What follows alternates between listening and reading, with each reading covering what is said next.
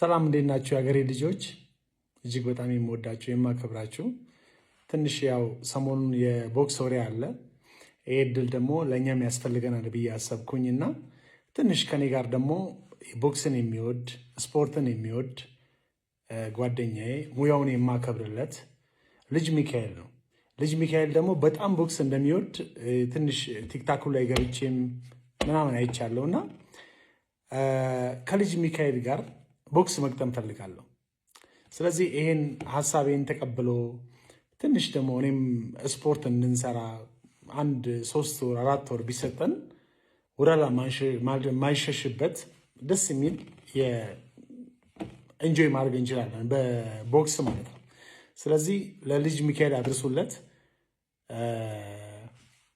ከልጅ ሚካኤል ጋር መደባደብ እፈልጋለሁ ማለት ጥሪ አቅርቧል። ድምፃዊ ኪችኒ ከራፕ ሙዚቃ አቀንቃኙ ልጅ ሚካኤል ጋር የቦክስ ግጥሚያ ጥሪ ያቀረበለት ሲሆን በወራት ጊዜ ውስጥ ፊት ለፊት ተገናኝተው የቦክስ ግጥሚያ ለማድረግ ዝግጁ መሆኑን በይፋ አስታውቋል። ታዲያ ኪችኒ ይህንን ፍላጎቱን ያስታወቀው የልጅ ሚካኤልን የቦክስ ፍቅር መነሻ በማድረግ ሲሆን ጥሪው በማህበራዊ ሚዲያ ተጠቃሚዎች ዘንድ ከፍተኛ መነጋገሪያ ሆኗል። ታዲያ ልጅ ሚካኤል የኪችኒን እንፋለም ጥያቄ የሚቀበለው ይመስላችኋል? ሀሳብ አስተያየታችሁን ኮሜንት ላይ ጻፉልን። ፎሎ እያደረጋችሁ ቤተሰብ ይሁኑ። እሸቱ መለሰ ለመላ ኢትዮጵያውያን ይቅርታ ጠይቋል። ከዚህ በኋላ ወደ ኋላ መመለስ የለም ሲልም ገልጿል። እንደሚታወቀው ከሰሞኑ እሸቱ መለሰና ባምቢ ሀበሻ ከባድ የተባለ ጸብ ውስጥ መግባታቸው የሚታወቀው። ታዲያ ትናንትና በፌስቡክ ገጹ ላይ እንደገለጸው ከሆነ ማታ 3 ሰዓት ላይ ጠብቁኝ የይቅርታ ቪዲዮ አለኝ ሲልም ገልጾ ነበር። ታዲያ ከ3 ሰዓት በኋላ እንደተናገረው ከሆነ ለመላ ኢትዮጵያውያን ይቅርታ ጠይቃለሁ፣ እንደዚህ አይነት ፕሮግራም ድሮ ነበር መጀመር የነበረብኝ ስለዘገየሁኝ፣ ግን ይቅርታ አድርጉልኝ የተከበራችሁ የኢትዮጵያ ሕዝቦች ሲልም ጠይቋል። ከዚህ በኋላ ግን በፍጹም ወደ ኋላ መለስም ሲልም እንግዲህ ምላሹ ሰጥቷል ማለት ነው። በዚህ ምላሹ እንግዲህ በርካታ ኢትዮጵያውያን ሲደግፉት፣ በርካቶች ደግሞ እየነቀፉት ይገኛሉ። እናንተስ ይህ ምላሹ እንዴት አያችሁት? መልካም ቀን። በጣም ባለጌ ነህ እና ደግሞ ካልጠፋ ሰው ወጣት ላይ እንደዚህ የምትዝረከረኩ ምንድን ነው? አርጌዋለሁ፣ መስቀሌን ይኸው መስቀሌን አርጌዋለሁ፣ መቼም አልፈተውም። ይገርምሃል እንደ ሄጄ ክለብ ጫሳለሁ፣ እጠጣለሁ። ምን አባካ ገባ አንተ በኛ ላይፍ? ሲጀምር ማነህ አንተ? ኢየሱስ ስንት ባለጌ ያለ አይደል? ቲክታክ ላይ አንድ ቀን መጽሐፍ ቅዱስ፣ አንድ ቀን ሃይማኖት፣ አንድ ቀን ፖለቲካ፣ አንድ ቀን የሰው ላይፍ አይደል ሲወራ የሚዋለው። ኬጂ የኔ አባት ወስዱ ብቻ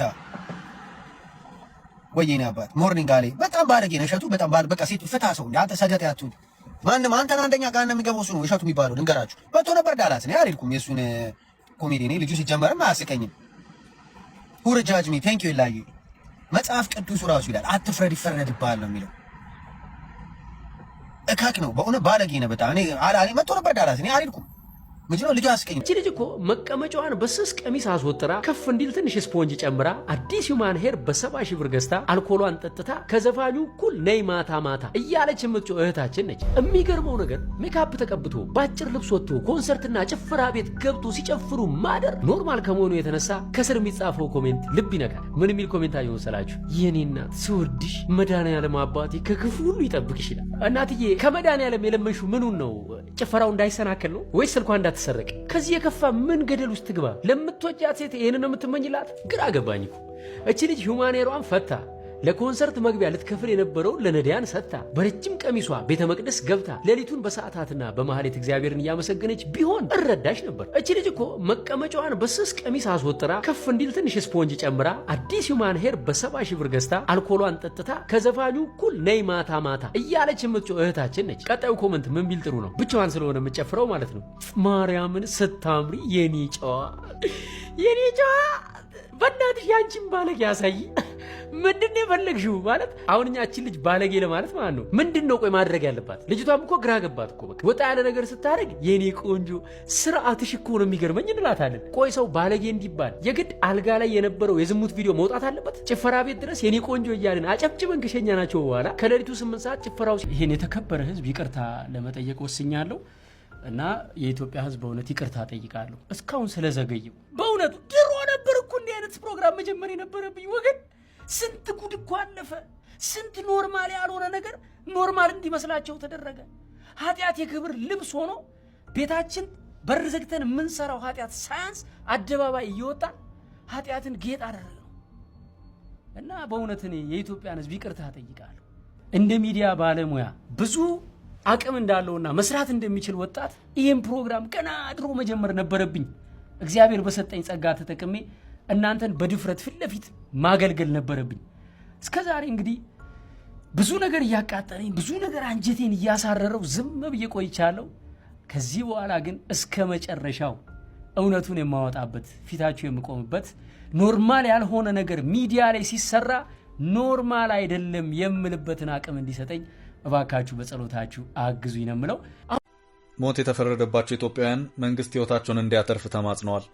በደቡባዊ ሳውዲ አረቢያ ናጅራን እስር ቤት የሞት ፍርድ የተፈረደባቸው ኢትዮጵያውያን ስደተኞች የኢትዮጵያ መንግስት ጣልቃ ገብቶ ህይወታቸውን እንዲያተርፍ ነው የተማጸኑት።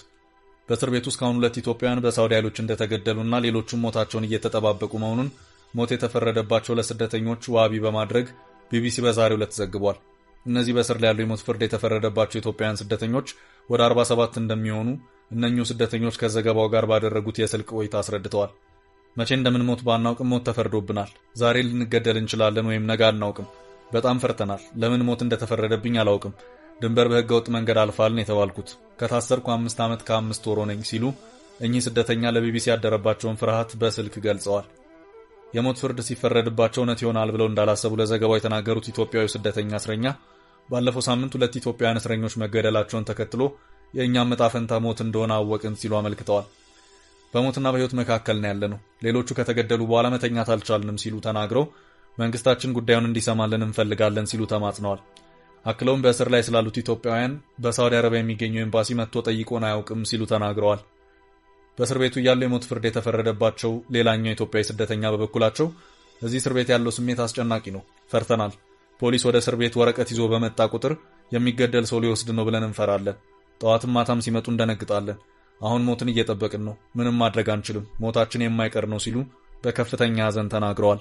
በርካቶቹ ሞት የተፈረደባቸው ግለሰቦች ያለ ጥፋታቸው እንደሆነ የሚናገሩት ስደተኛ እስረኛው የኢትዮጵያ መንግስት ከሳውዲ መንግስት ጋር ተነጋግሮ ህይወታቸውን እንዲታደጋት ተማጽነዋል። ስደተኛው ኢትዮጵያ ወዳሉ ቤተሰቦቻቸው ደውሎ የኢትዮጵያ መንግስት ባለስልጣናት ከሳውዲ መንግስት ጋር እንዲነጋገሩ ጥያቄ እንዲያቀርቡ መናገራቸውን ገልጸዋል። ወደ አገር ቤት ደውለን ቤተሰቦቻችን መንግስት ጋር ሄደው ከሳውዲ መንግስት ጋር እንዲያወሩ ጠይቀውልን ነበር።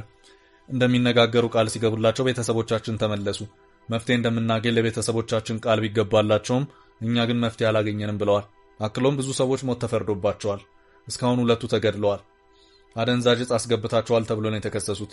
የኢትዮጵያ መንግስት ጣልቃ ገብቶ ከሳውዲ መንግስት ጋር ተነጋግሮ ያድነን። የተከሰሱት በሐሰት ነው፣ ያለ ጥፋት ነው እየተገደሉ ያሉት ሲሉ ገልጸዋል።